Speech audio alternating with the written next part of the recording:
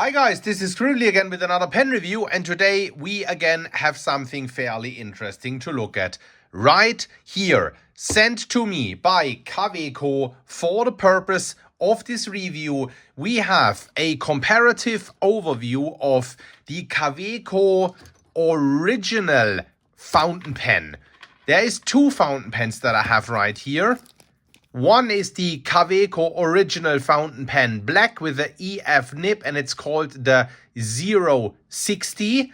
The 060 is the smaller one that has a number 5 size nib, and we look at it in detail, of course, in a moment. And the other one is the Kaweco original fountain pen black EF, the 250. The 250 is the slightly larger one that comes with a number 6 size nib. We look at them in a moment. The Kaweco original comes in this cardboard box right here. If you slide that off, you get like one of these Kaweco metal boxes right here. They look old school and classic. Some of the fountain pens come in the ones that are colored. This one here comes in the black one. Contains a little bit of Kaweco history, warranty card and so forth. Comes with a little bit of a Kaweco sticker right here. And Kaweco also kindly threw in some of these beautiful colored standard international converters that they're doing. Very, very nice. Thanks for that. Here are the pens. Let's look at them. The Kaweco original is overall a octagonal pen, not very dissimilar from a Kaweco Sport, Classic Sport, AL Sport or something like that fountain pen. Octagonal design. In a way that Kaweco original looks like the bigger sibling, full-size sibling of a Kaweco Sport, so to say. It's also not entirely dissimilar from the Kaweco Special.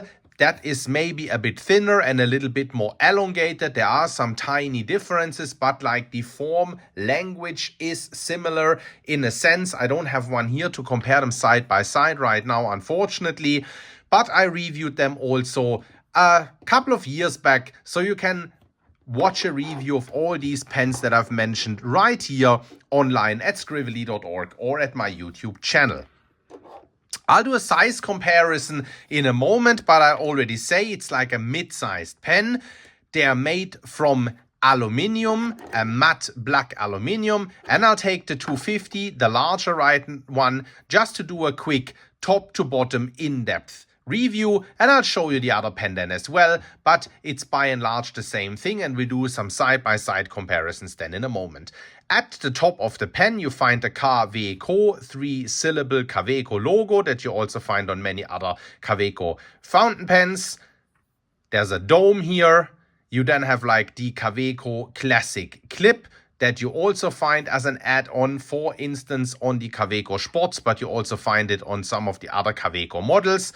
Then, of course, you have like the octagonal faceted cap. You then have an octagonal faceted body. As said, it's matte black aluminium, which looks very, very nice, very scratch resistant. I've used them for a couple of months now. Says Kaweco Original Germany right here. And then you have a little bit pointy looking, but actually not very pointy end of this barrel here. Tapers down here as well as it's tapering right here. It's then a screw on, screws off with one, perhaps 1 3/4 of a turn. You get the cap here. You have a section here. Little bit of a bulbing here in the middle. Rubber O-ring right here. That's a little bit hard to see. Perhaps if I do it like that, you can see it, I think. Quite nice and large section. Very comfortable to hold. You cannot really post the pen, or you could, but like it perhaps only posts 4 or 5 millimeters down the so down the barrel. It's not supposed to be posted. It's not meant to be posted, not designed to be posted. But in my slightly large-ish hands, it lays very, very comfortable. And since it's an aluminum pen, it's on the slightly lighter side of things. This one here, the 250, has a beautiful number 6 size nib, says Kaweco, EF for extra fine, Germany, some scroll work right here. That feed unfortunately doesn't have the Kaweco 3-syllable logo stamp at the bottom of it, which the other one has. Show you that in a minute. There you go. Let's have a brief look at the other one. The 060. Also says Kaweco original, also octagonal, you know, same clip, same cap. We'll compare them side by side so that I can point out the differences for you. Section, rubber O-ring sitting here right now. Section here slightly longer, slightly thinner, of course, because it's a thinner pen. Then you have the number 5 size nib here as well. EF, Kaweco scroll work on it. Logo, all of that. And then, as alluded to, the Kaweco 3-syllable logo stamp right here at the bottom.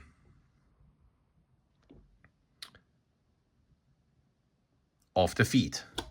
Okay, that far. Now let's talk about a couple of the differences here between those two. First difference, of course, is price. The pen overall is priced at about €100, which is, you know, an okay price. I think it's an okay price. It's fair. It's a very robust built pen from a heritage brand. You could argue it's a cartridge converter filled, and we'll look at that in a moment as well. Cartridge, or like, let's look at it right now. Now that I talk about it before I forget about it. Cartridge converter filler. Here's like the orange one in there. I already showed you the other colors before. I think there's a couple more, blue and red and whatnot. Standard international converter, as said. Fits also the small cartridges. Then you can have 2 of them, one spare in the barrel, but of course you can also have the long standard international cartridges. But long story short, you can use bottled ink. It's pilot black in that one right here, and in this one there will be like a blue Kaweco cartridge that came with the pen. Let's go now back to the price. The smaller one, the 060, costs €89, so €90. The larger one, the 250, costs €109, €110. And you know, you can find examples for pens with a steel nib and a cartridge converter that are priced on either side of the spectrum. A little bit lower than €90, you find, for instance, a bunch of Lamis. Around €100 or a little bit higher, you find a bunch of like the Faber-Castells, for instance. So you could argue that it's like a very well, you know, mid-tier priced pen. It's not very inexpensive, but it's also not ridiculously expensive. So in terms of like length dimensions, they are both the same. The 060 is ever so slightly thinner than the 250. It just looks as if it is ever so slightly, but like the size difference is actually relatively substantial when you have it in hand. I think you see the diameter difference right here. I don't need to measure things because you can look that stuff up on the manufacturer website. But I believe when you see them from the bottom and the top, you actually see the substantial size difference in width. Unscrewing them, what you do see is that the section is quite a bit girthier on the 250. It's a little bit shorter. The section on the 060 is longer because overall, end to end, nib point to end, the pen is in similar length, but because it's a number 5 size here and a number 6 size here, then the shorter section compensates for overall pen width, length, of course. The 060 lays equally comfortable in hand. To me, personally, I'll do a writing sample in a minute with both. The 250 is ever so slightly more comfortable. I don't find the 060, the smaller one, uncomfortable, but it's ever so slightly thinner. And since I have a little bit larger hands and my perfect pen size is a Montblanc 146 or a Pelikan M800 or a Lamy 2000. That is my go-to pen size. That's why I personally tend to prefer the 250. If you're more of a, let's say, Pelikan M400 type of person, then you may perhaps prefer the other model, the 060 model. I'll do a quick size comparison to my standard size reference pen, the Lamy Safari, and you see that it's of course longer. I already said it in my initial words that this is a mid-size to a little bit smaller size pen, conceivable a bigger brother of the Kaweco Spot. Uncap them.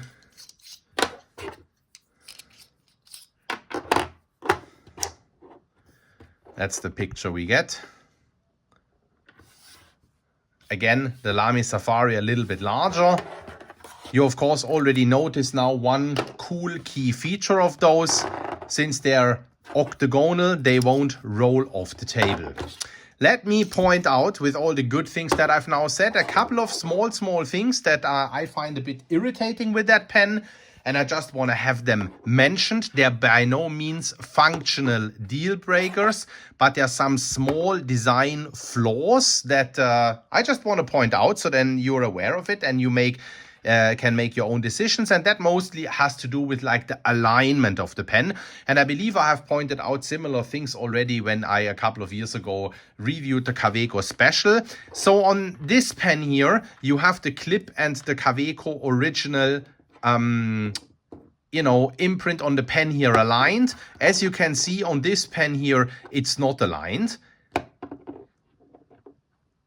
That's something that could be avoided. It was not aligned on this pen here as well. I have aligned it, and the way how I have done it, I can show it to you on this pen as well, is, and of course it's not a biggie because you basically can do it, but it's like, it's a little bit of fiddling, and the borderline, or where people are comfortable of fiddling with pens, of course varies a little bit on how much experience you have with a pen, but I can make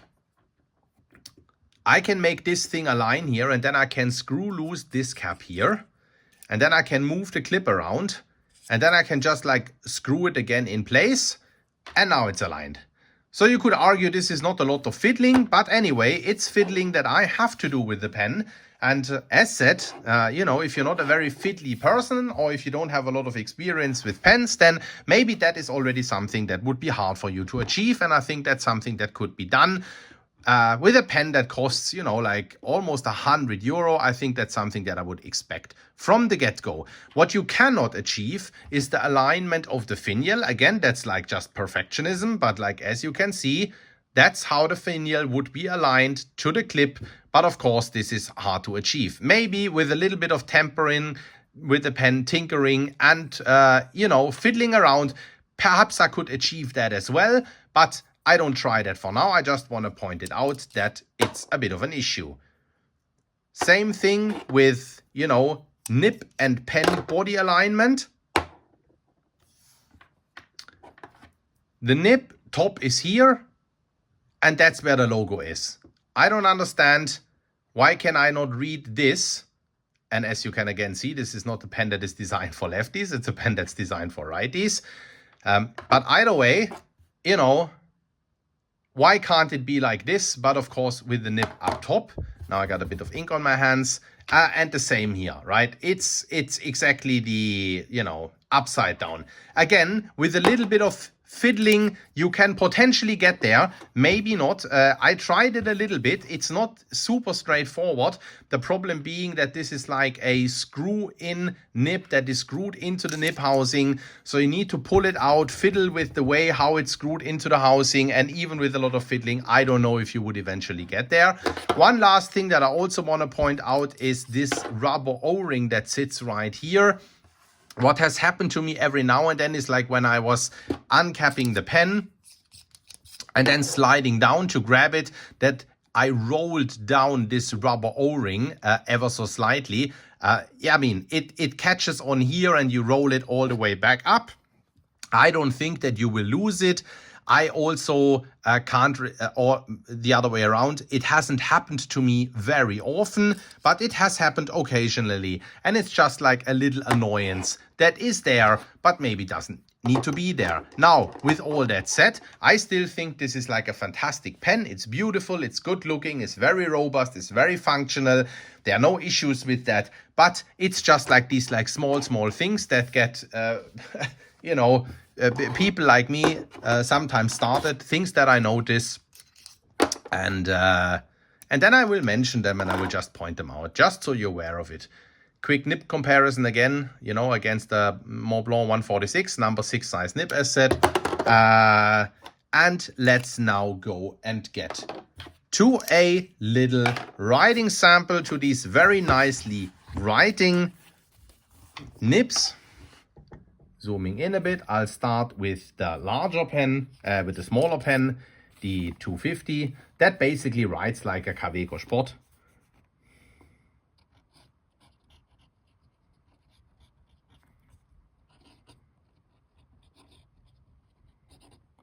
Kaweco Original, this is the 060. That was not a hard start. That is now, in all fairness, just because I have just popped in a new ink cartridge and the feed wasn't entirely primed yet. The old ink cartridge was almost empty. I popped in a new one and it takes a little while for the ink to come down there. And it's like the extra fine nib here. Very beautifully writing nib, relatively rigid, but as you see right here, it's possible to squeeze out a bit of line variation. Of course, I wouldn't write with that pen like that permanently, but it does work, you know, for an extra fine, as you can see right now, right here, medium wet. This is quite absorbent paper right here that we have. Let's go over to the larger nibbed version, which I, again, you know, as said, find ever so slightly more comfortable to hold and write with. Same thing here, just inked it.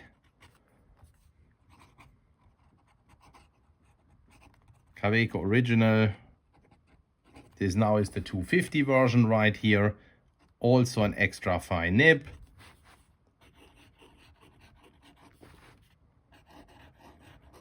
And same thing here, relatively rigid, but with a lot of, with a little bit of pushing. You can get some line variation out here, starts railing here quite quickly. As said, you know, this is not a flex nib, it's not meant to be written like that. But of course, if you want to, you can squeeze a little bit of line variation out here. Let's just compare quickly the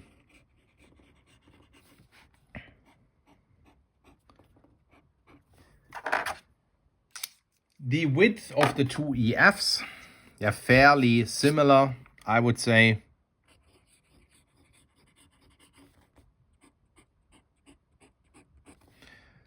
Maybe the larger nib is ever so slightly wider, but I would say that the difference is relatively marginal and relatively negligible.